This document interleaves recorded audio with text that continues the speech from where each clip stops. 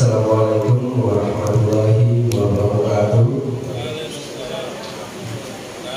Alhamdulillah, puji syukur kehadirat Allah Subhanahu wa taala yang pada malam hari ini kita semua masih diberi kesehatan dan juga kesempatan bulan Ramadan melaksanakan sholat isya secara bersamaan, dan insyaallah akan kita lanjutkan sholat tarawih secara berjamaah.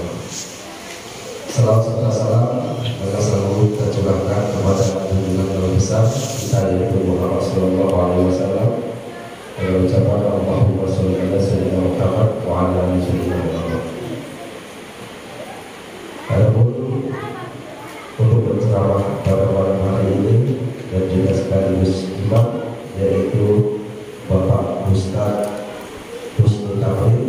Alhamdulillah beliau sudah berada di tengah kita. Dan untuk bilang Bapak Ustaz Herman, ada pun kita buka puasa untuk besok, dari yang pertama Ibu Ustaz Abdul Aziz, yang kedua Ibu Yati Amir, dan yang ketiga Bapak Ucok. Ada pun hasil.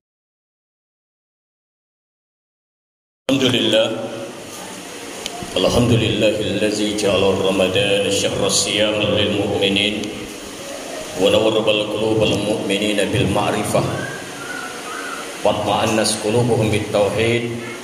Asyhadu an la ilaha illallah wahdahu la syarika lah wa asyhadu anna Muhammadan abduhu wa rasuluh. Allahumma shalli wa sallim wa barik ala sayyidina Muhammad wa ala alihi wa sahbihi rasulillahi ajmain, amma ba'd. Rabbi shrah li sadri wa yassir li amri wahlul 'uqdatam min lisani yafqahu qawli. Subhanaka la ilma lana illa ma 'allamtana innaka antal alimul hakim. Sadaqallahu alazim. Hadratul muhtaramin jamaah salat tarawih wal witir musalla darul abrar yang kami muliakan dan insyaallah dimuliakan Allah Subhanahu wa taala. Tiada kata yang paling indah dan dimuliakan Allah Subhanahu wa taala. Pertama dan paling utama sekali, mari kita selalu bersyukur kepada Allah Subhanahu wa taala. Kemudian rasa syukur itu kita belajar mempraktikkan dalam kehidupan kita sehari-hari, di mana Allah begitu sayang, begitu cinta kepada kita. Allah memberikan kita napas, kesehatan, kesempatan. Itu lagi suatu hidayah iman dan Islam, sehingga kita bisa bermuhajirah di rumahnya Allah Subhanahu wa taala. Salawat dan teriring salam kembali kita kirimkan kepada Nabiullah Nabi besar Muhammad sallallahu alaihi wasallam, Nabi yang telah mengantarkan kita dari minat zulumati dan nur, dari alam jahiliyah, alam kebodohan, alam kegelapan, menuju alam yang terang benderang sampai saat sekarang ini, yakni agama Islam. Hadirin dimuliakan Allah Subhanahu wa taala, pada malam yang mulia ini saya diamankan oleh pengurus Mubalik Kecamatan Batu Ampar di tempat yang mulia ini.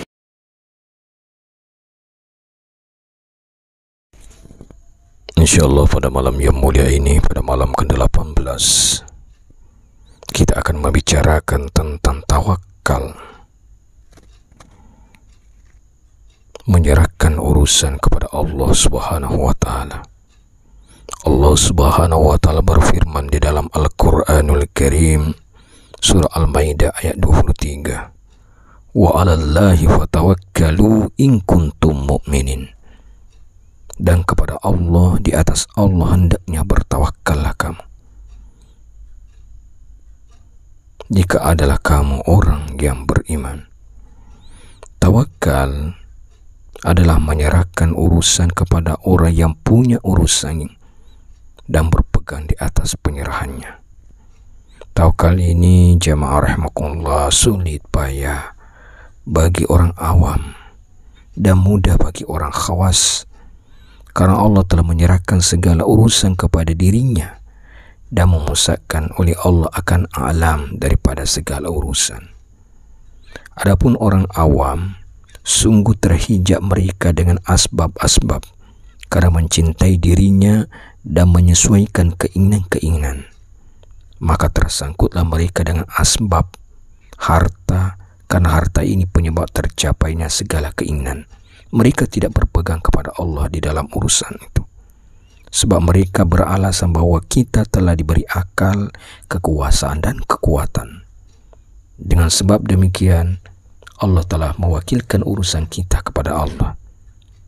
Adapun orang khawas, mereka melihat bahwa urusan itu tidak ada dalam tangan kekuasaan mereka.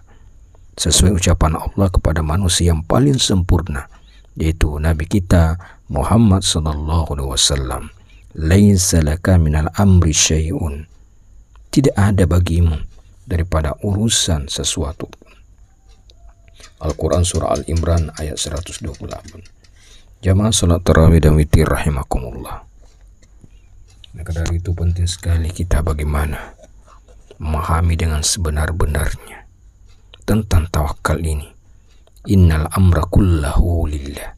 Sesungguhnya urusan sekalian urusan milik Allah. Mereka menyaksikan jamaah rahimakumullah bahwa perbuatan, kekuatan dan yang memberi bekas adalah bagi Allah, tidak ada bagi lainnya.